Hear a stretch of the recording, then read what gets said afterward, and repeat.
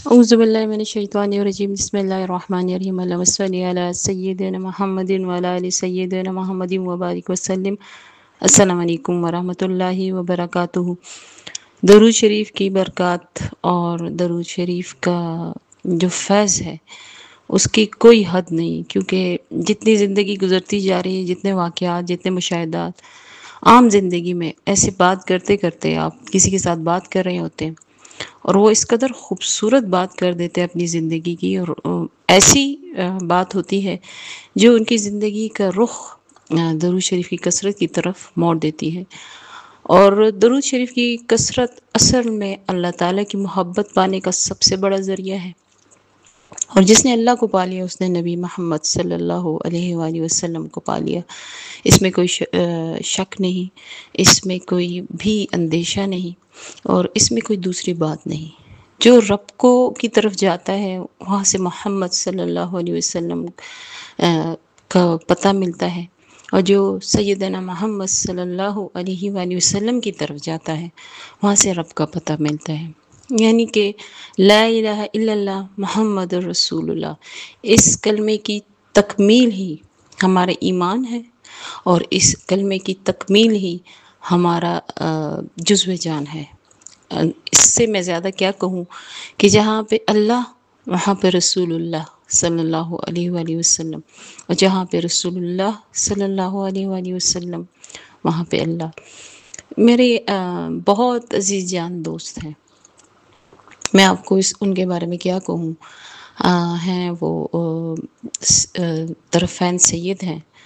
اللہ کی طرف سے انہیں بہت عطا ہوئی ہے، اور یہ وہ کہہ رہی ہیں کہ ہماری دادی کی نسل سے چلتا آ رہا ہے، اور جو دادی کے ساتھ ان کے معاملات تھے وہ تو بیان سے باہر ہیں، کیونکہ بعض چیزیں ایسی ہوتی ہیں کہ جب تک آپ اس راہ کے مسافر نہیں بنتے اور اس میں خوب دور تک سفر نہیں کرتے، آپ شاید ان باتوں کو اس طرح نہیں سمجھ سکتے جو اس راہ کے مسافر جو دور تک جا چکے ہوتے ہیں اس کو سمجھتے ہیں۔ اس لیے میں وہ باتیں نہیں دہرانا چاہتی اور سامنے نہیں لانا چاہتی، کیونکہ یہ عوام ہے، عوام بھی ہوئے ہیں یہاں، خواص سب سنتے ہیں، لیکن عوام کا نقطہ نظر اور عوام کی سوچ ابھی اس لیول تک نہیں پہنچی جو ان باتوں کو ہضم کر سکے، میں یہی کہوں گی، کیونکہ یہاں پہ بھی ایمان تھوڑا سا ڈگمگا جاتا ہے، اور ہم نہیں چاہتے ہمارا کہ ایسا کچھ ہو، کیونکہ ہمارا مقصد یہ ہے کہ درود شریف کے رستے پر اللہ اور رسول اللہ صلی اللہ علیہ وسلم کی پہچان ہو جائے، اور جن کی پہچان ہو جاتی ہے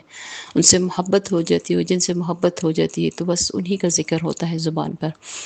تو وہ ان کے والد صاحب کو بھی کچھ ایک اللہ تعالیٰ نے باطنی آنکھ عطا کی ہوئی ہے، اور وہ بھی مستجاب الدعوات ہیں۔ اپنے عمر کے 82 سال کی ہیں، 82 ایئرس کے ہیں، اور ماشاءاللہ مستجاب الدعوات ٹھہرے ہیں، تو اس لیے بہت سے لوگ آتے ہیں ان کے پاس دعا کروانے اپنے مسائل کے لیے، چھوٹے چھوٹے، یہ نہیں کہ وہ کچھ دیتے ہیں یا کچھ کرتے ہیں، میں ابھی آپ کو بتا دیتی ہوں، کیونکہ ان کا واقعہ ایک دو واقعات آئے ہیں، لیکن میں ایک ہی واقعہ اس وقت ذکر کروں گی۔ اور اس میں وہ بتاتی ہیں میری جو دوست ہیں کہ میرے ابو نے کبھی بھی اگر کوئی بھی آیا ہے تو اسے یہ نہیں کہا نہیں نہیں تم تو یہ مطلب تم سے جو کر رہے ہو، جو گناہ تم سے ہو رہا ہے، جو مسئلہ تمہارا ہے وہ تو حل ہو ہی نہیں سکتا۔ اور جیسے یہ واقعہ بھی اسی سلسلے کا ایک سلسلے کی کڑی ہے، تو اور کہتے ان کا ہمیشہ رسپانس پازیٹیو رہتا ہے، اور یہ جو ہے تمام تر جو فیض ہے کہتے ہیں وہ درود شریف کا ہے، کیونکہ طرفین سید ہیں، کچھ اور بھی ان کے اوپر اللہ تعالیٰ کی مہربانیاں ہیں کہ جن کے ساتھ ان کا نام صلی اللہ علیہ وسلم کا جڑ جاتا ہے، وہ تو ویسے ہی قابل عزت و احترام ہیں اور اللہ کے محبوب ہیں۔ بہرحال تو کہتے ہیں کہ پچھلے دنوں ایسا ہوا کہ ایک عورت ان کے محلے کی سے تھوڑی دور، پچھلے 2-3 محلے چھوڑ کر اس کا گھر ہے، وہ میرے ابو کے پاس آئی اور اس نے کہا کہ میرے شوہر جو ہیں وہ زناکار ہیں اور میں بہت تنگ ہوں۔ وہ خود ماشاءاللہ پرہیزگار تھیں کافی، تو وہ کہتی ہیں کہ میں اس سے لڑتی بھی ہوں اور کہتی بھی ہوں کہ تم مطلب یا تو میں گھر چھوڑ دیتی ہوں یا تم زنا چھوڑ دو۔ تو کہتے ہیں لیکن اس کی بات، اس کے کو بات سمجھ میں آتی ہی نہیں ہے۔ وہ اس لت میں اس قدر پڑ چکا ہے کہ وہ نکلتا ہی نہیں ہے. اور مجھے تو ایسا لگتا ہے کہ اب میری امید ہی ختم ہوتی جا رہی ہے کہ وہ اس لت سے نہیں نکلے گا، کیونکہ کافی عرصہ ہو گیا میں اس کو سمجھاتے ہوئے لڑکے پیار سے ہر لحاظ سے میں نے بات کر لی. تو میری دوست کہتی ہے کہ میرے والد صاحب نے اس کو کہا کہ نہیں ایسا مت سوچو کہ وہ ٹھیک نہیں ہوگا، بس تم ایک کام کرو کہ چونکہ وہ زناکار ہے تو وہ نماز تو پڑھتا نہیں تھا، تو وہ کہتے ہیں بس تم ایسا نہ سوچو بلکہ یوں کرو کہ اسے کچھ نہ کہو. جب وہ گھر آئے اس سے کچھ بھی نہ پوچھو، کہاں تھا، کہاں گیا تھا، کیا کر کے آیا ہے، کس طرح ہے، اور نہ یہ بتاؤ کہ تم اس کے کیا حقوق ہیں اور اس کیا فرائض ہیں. کچھ بھی نہ کہو، بس ایک کام کرو، بہت خاموشی کے ساتھ اسے درود شریف کی ایک تسبیح، جو درود ابراہیمی کی ایک تسبیح سے اس کو کہو کہ وہ شروع کر دے. بے شک نماز نہ پڑھے، نماز کا نہ کہو. اللہ تعالیٰ نے اس ورد کی طاقت اس قدر زیادہ رکھی ہے کہ جب وہ اس کو منظور ہو جائے گا تو وہ خود ہی اللہ تعالیٰ اس کو مسجد تک لے جائے گا. تو بس تم پہلا قدم یہی اٹھاؤ کہ خاموشی کے ساتھ اس کو جس طریقے بھی سے بھی وہ مانتا ہے، تمہیں پتہ ہوگا کیونکہ بیوی کو پتہ ہوتا ہے کہ اس کا شوہر کس بات سے مانتا ہے اور نرم ہو جاتا ہے. تو کہتے اس کو درود شریف کی، درود ابراہیمی کی ایک تسبیح سے شروع کرواؤ اور کوشش کرو کہ وہ بڑھاتا جائے، لیکن آہستہ آہستہ، جلدی نہیں کرنی. اور یہ نہیں کہنا کہ میں وہ تو پڑھ رہا ہے اتنے دن ہو گئے لیکن کچھ اثر نہیں ہو رہا. بس باقی معاملات اللہ پہ چھوڑو، اللہ کے حبیب صلی اللہ علیہ وسلم پہ چھوڑو. تم صرف سنہری جالیوں کے اس پار شاہی کونین حضرت محمد صلی اللہ علیہ وآلہ وسلم کی توجہ اس کی طرف کروا دو، اور ان کی توجہ اسی کی طرف ہوتی ہے جو درود شریف کو ورد کرتا ہے. تو جب یہ ایک تسبیح پڑھے گا تو 100 مرتبہ تو ان جانیوں کے اس بار نبی صلی اللہ علیہ وسلم آخر الزمان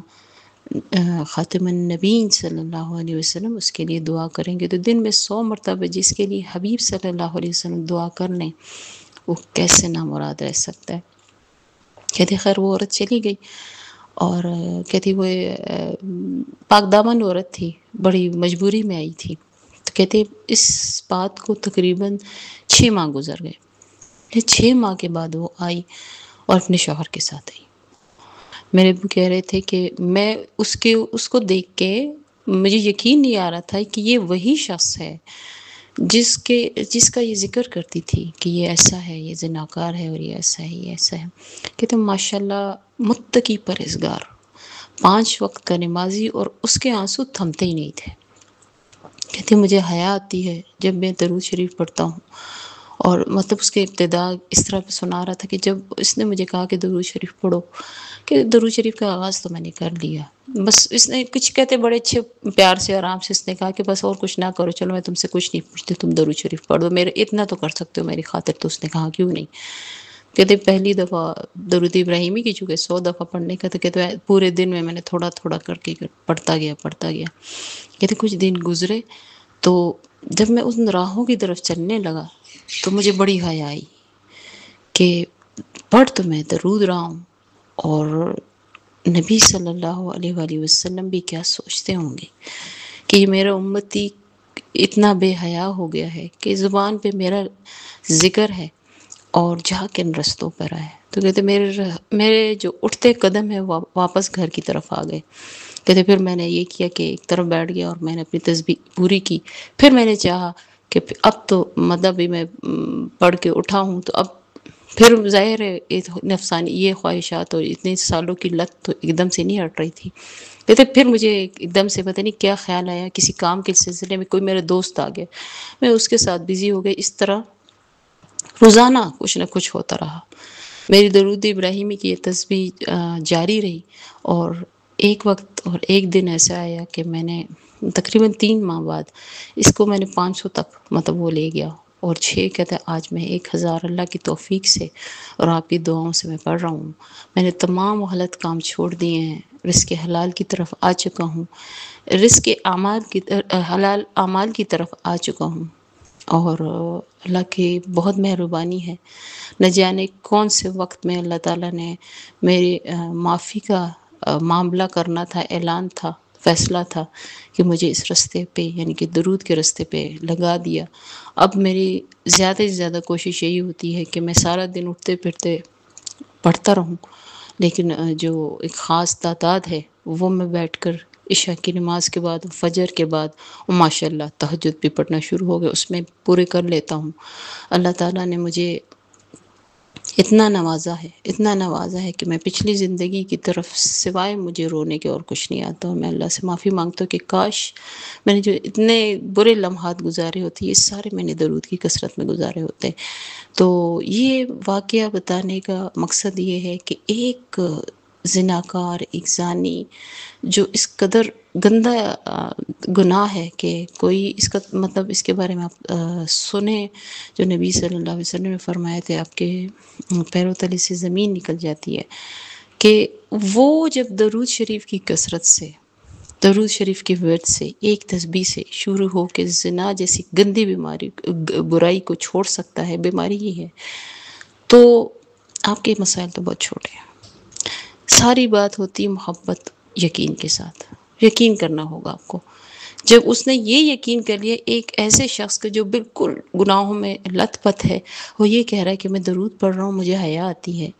کہ کملی والے صلی اللہ علیہ وسلم کیا سوچیں گے،